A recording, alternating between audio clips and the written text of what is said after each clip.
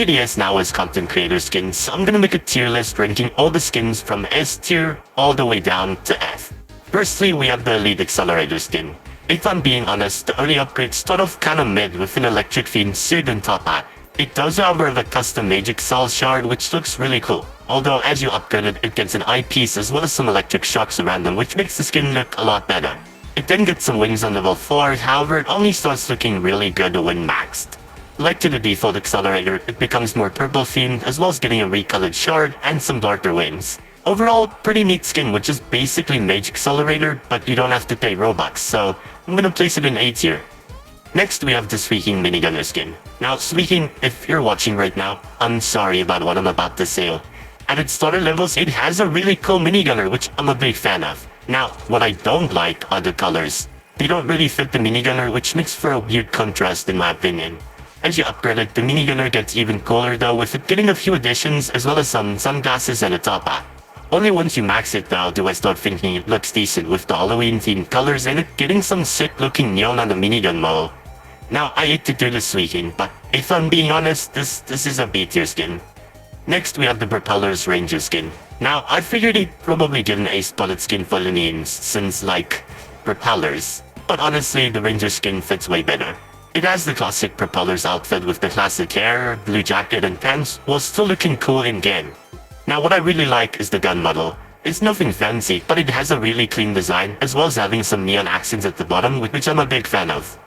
As you upgrade it, it gets a cartoonishly massive backpack as well as a few other additions that look great such as a hat, goggles and earpiece. Now on the max level, sure, it gets an insane looking gun model, but best of all, stickers. Here we have a Paradoxum Games logo, a cat sticker, a sticker with propellers on it, as well as a Mongo Enterprises sticker, which is a reference to a strategy he made, I think. Not entirely sure to be honest. There's a lot of attention to detail in this skin, which you gotta give credit to, so I simply have to give this skin S tier. Following that, we have the Corso Crit Boss skin, which starts off with the classic Corso avatar, although with a slightly smaller head for obvious reasons.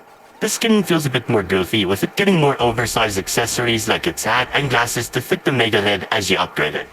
On its third level, it even gets a biggest head gun body on its tummy gun, which I think is a pretty neat addition. Finally, on its max level, it gets a web cape. Now, the only flaw I see is that there's currently no custom bodyguard skins. However, confirmed by Corso himself, they're coming on the Crypt Boss Reward update, so hey, we take those. For that reason, I'm going to have to place it at a respectable A+ tier. Next we have the Wikia Colors Engineer skin. At its starter levels, it's pretty boring as it only gets small additions like headphones, a mask, as well as a YouTube play button that gets a new version with every upgrade. It does however recover on the final level, with it getting a robotic arm with some neon flare that's pretty sick. It also gets a custom weapon with some golden accents as well as a neon yellow scope. Although not anything crazy, it's a pretty clean look.